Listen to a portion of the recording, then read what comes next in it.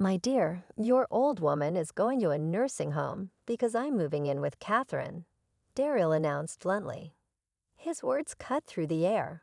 His eyes met mine briefly, but there was no warmth, only a hint of challenge. If you don't like it, we can divorce. Catherine, standing beside him, wore a malicious grin that unsettled me. Good manners, I thought bitterly, are fundamental even among close friends, yet some people can't grasp that concept. I couldn't fathom living with someone who couldn't even maintain basic courtesy, especially toward family. It was unbearable seeing how Catherine treated my dear mom with disdain. I knew then that I needed to sever ties with both Daryl and Catherine, who had neglected and disrespected my mother. My name is Elisa. I'm a 32-year-old working wife. Our family returned to my childhood home 2 years ago after my dad's passing to care for my mom, who had become withdrawn after losing her beloved partner. Back then, Daryl had been recently laid off, and we were struggling financially. Concerned for Mom's well-being, I proposed that we move in together. Daryl, though hesitant at first, had little choice in the matter. With a demanding professional license and responsibilities that filled my weekdays, my schedule was packed. Mom took charge of the household chores during the week, and I pitched in on weekends. Daryl, however, seemed uninterested in lifting a finger. Despite his ongoing job hunt and evident stress, neither Mom nor I approached the subject. It took him 6 months to secure a job after moving in, but excuses about job stress and overtime fatigue replaced any initiative toward chores. Men aren't known for their attention to detail. Mom would quip with a smile that barely masked her disappointment. Meanwhile, my frustration grew steadily. I work longer hours than you, and even weekends. Why won't you help with the chores? I finally confronted Daryl one evening. He grinned defensively. I'm just not cut out for housework.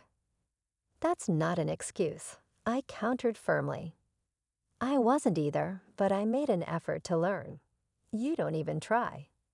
Things are different now, he shrugged, retreating from the conversation. You had time to learn. I'm too busy now. His dismissal hung in the air as he turned away, leaving me to wrestle with the unresolved tension. Mom had been struggling with her niece lately, making it even more important for us to share the housework. However, Daryl showed no inclination to help from the start. Over time, it became the accepted norm that Daryl would avoid any household chores. A new issue surfaced recently when Daryl started inviting his sister, Catherine, over on weekends. Catherine, who was 5 years my senior, lacked the maturity and common sense one might expect from an adult. I had never been fond of her due to her poor manners. Upon entering our home, Catherine kept her hat on and carelessly tossed it onto the table, ignoring Mom, who owned the house. Old woman, got any Coke? She asked rudely. We don't have Coke, Mom replied, visibly taken aback by Catherine's lack of manners. Well, you should go buy some.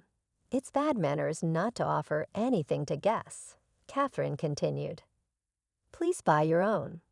We didn't expect any guests, I interjected firmly, hoping to finally quiet her down. Despite multiple warnings, Catherine continued her intrusive behavior, opening doors to other rooms and helping herself to dessert from the fridge. Talking to Daryl about it proved futile. When Catherine comes over, neither Mom nor I can relax, I explained to Daryl one evening. It's okay occasionally, but every week is too much. If you're both free, why not go out somewhere instead of always coming here? It's becoming a burden on my family. I live with your mother, Dina, out of necessity. You should be grateful and not complain, Daryl retorted defensively. That's a separate issue, I insisted. I wish you wouldn't equate Mom with Catherine. Mom is quiet and unassuming, while Catherine's behavior causes us a lot of trouble. It's not separate, Daryl argued back. I allow Dinah to live with us, so Catherine's visits should be accepted. Frustrated, I countered, Mom and Catherine are not the same. Mom deserves respect, unlike Catherine, who is rude to both of us. My words sparked a heated argument with Daryl, who seemed unable to grasp the difference. Daryl had been a quiet, reserved person since our marriage, but his demeanor changed noticeably after losing his previous job. He spoke remorsefully about being laid off due to poor performance, and despite my sympathy, I still expected him to maintain basic manners. However, the issue of Catherine's frequent visits was just the beginning. One day, Catherine showed up at our doorstep with a large bag in tow. "Get ready for me," she announced abruptly, leaving both Mom and me taken aback. Daryl was the only one to greet her warmly. "Catherine, good to see you. Welcome. This is your home from now on." While we did have a spare room that had once been Dad's study, I was reluctant to have Catherine use it. "What's going on?" I asked. "Catherine is moving in here from today." I looked at Daryl in disbelief. "Stop nagging," he continued sharply. "I've decided that Catherine's moving in. If you have a problem with that, your old woman is going to a nursing home. If you don't like it, we can divorce." His words rang out, and behind him, Catherine smirked maliciously. I was so shocked that my body stiffened, rendering me unable to respond.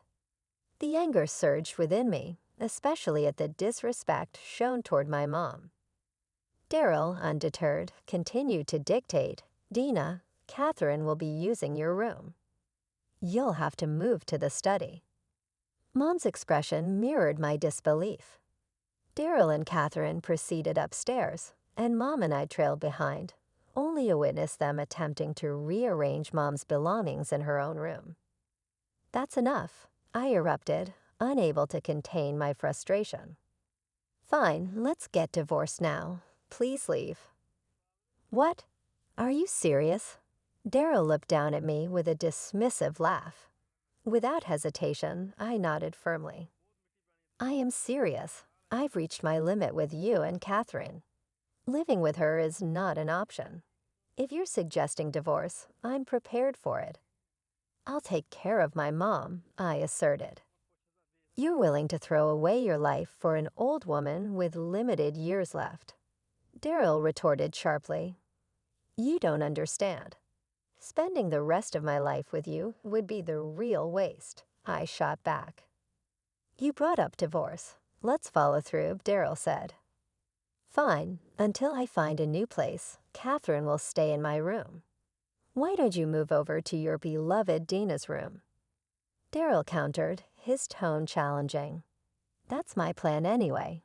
You'll come to regret divorcing me later," he added, almost mockingly. "I've been under stress, always putting your mother first. I won't regret this," I affirmed firmly. Both Daryl and Catherine looked down on me and chuckled, likely anticipating a favorable outcome in the property division during the divorce. Swiftly, I packed my belongings and relocated to Mom's room. Having endured discomfort sharing a room with Daryl for so long, I finally found peace in my new sleeping quarters. Concerned, Mom approached me asking, "Are you sure about the divorce? You'll be alone now."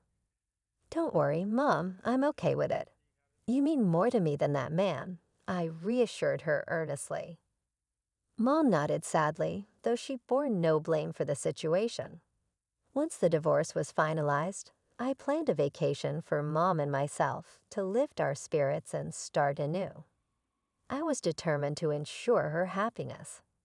The divorce proceedings went smoothly, with the property settled and Catherine vacating just a week after moving in. It had been an agonizing week. Catherine had taken over the kitchen, wasting ingredients with her haphazard cooking, which often resulted in inedible dishes being tossed out.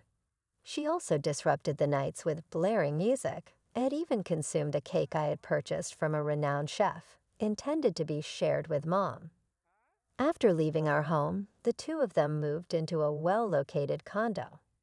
Daryl resumed his work routine, while Catherine planned to take on a part-time job. You might expect that to be the end of our connection with them, but it wasn't.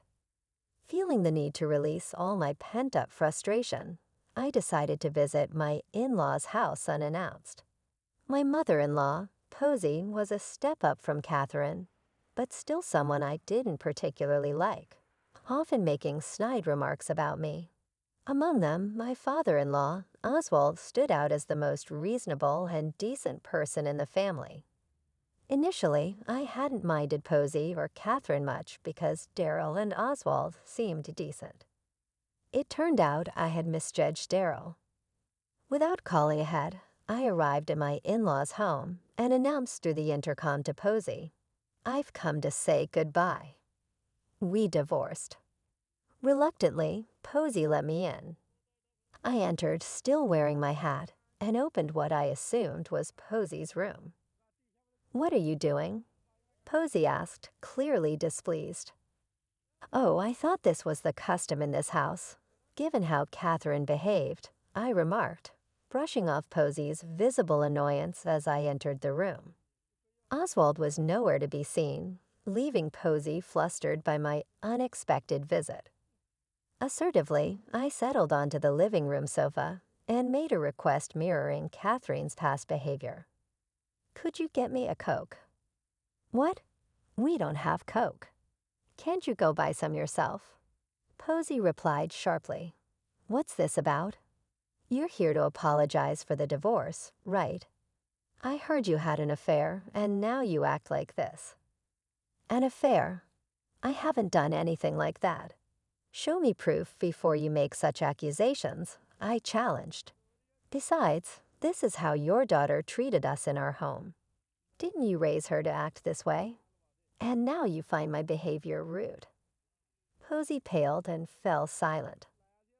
"I don't know anything about Catherine's actions," she admitted with a hint of resignation. "She's never listened to me, no matter how much I scold her." "So you gave up on trying to teach her, which is why you have such a selfish and self-centered daughter and son," I countered. "Daryl is different. He's always been quiet and never caused trouble for anyone. Then why would such a polite person bring his sister into our home without asking and try to evict my mom from her own room?"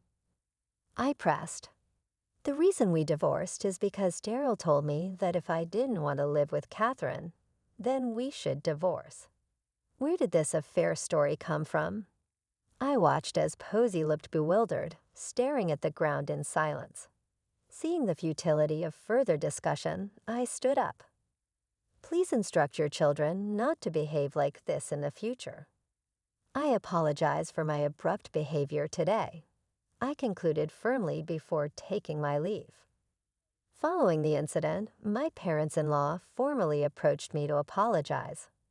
I insisted, "Please apologize to Mom," prompting Oswald to express sincere regret and even provide compensation for the inconvenience caused.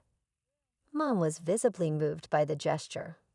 I later heard that Posey had called Daryl and Catherine to their home and scolded them. While Posey had her faults, she seemed to pale in comparison to Catherine's behavior. My reenactment of Catherine's actions must have struck a nerve, prompting Posey to realize that changes were necessary. It was rumored that both parents had given their children a stern talking to, but it appeared that Daryl and Catherine's problems were far from over. Sometime after Mom and I had relocated, Daryl called me unexpectedly. "Hey, Elisa, where are you?" "Why do you need to know?" I replied coolly. "Because your house is up for sale," he said, his frustration evident in his raised voice. I reiterated my question, "Why do I need to tell you where I am?" He hesitated, seemingly grasping the significance of my question. "Because I still love you. I realize how much I missed you after you left. I regret my behavior. I was just putting on a front for Catherine. I truly wanted to cherish you and Dina, but I've always struggled to stand up to Catherine. No matter how much he claimed to have changed or apologized, or even professed his love, my heart remained unmoved. There's no forgiving the way he brought Catherine into our home, threatened divorce, and insulted my mom. I asserted firmly, I don't care how you feel. We divorced. No amount of apologies or money will make me reconsider. Don't say that, he pleaded desperately. I've realized how much I value you and Dina. I promise it won't happen again. Just give me one more chance. I groaned, feeling vindicated by his admission. You're just looking for someone to do the housework, aren't you? I blurted out, I just hit the mark, didn't I? Besides, I can't believe you're asking to get back together. You're unbelievable. Remember how you laughed when we discussed divorce? How you and Catherine looked down on Mom and me. Now the tables have turned, I concluded with a mix of frustration and satisfaction. His attitude changed. You're getting cocky just because I'm being humble here, Daryl retorted defensively. Weren't you supposed to be remorseful? Didn't Oswald and Posey teach you anything about consideration and taking responsibility? You should be the one apologizing. I heard you were disrespectful to Mom. You've even lied and blamed Catherine for it. They scolded both of us because of your actions, I countered, frustration evident in my tone. His dismissive attitude prompted a laugh from me. Are you seriously saying you've never faced consequences from your parents? Is this how you act at your age? Some people your age are raising families and navigating life responsibly. Meanwhile, here you are in your 30s, acting like a teenager. This is the life you chose. Stop deflecting blame and start taking accountability. I continued firmly, you think this is all a joke, don't you? If you can't understand what I'm saying, there's no point in talking to you. Don't contact me again. With that, I ended the call and blocked Daryl's number. Afterward, I continued to receive notifications of missed calls from Daryl, but I had no intention of responding to any of them. I heard through the grapevine that Daryl and Catherine had moved into a condo, but neither of them bothered with any housework, quickly turning their new home into a hoarding mess. Eventually, they were asked to leave by the condo owner due to the bad smell and Catherine's disruptive behavior.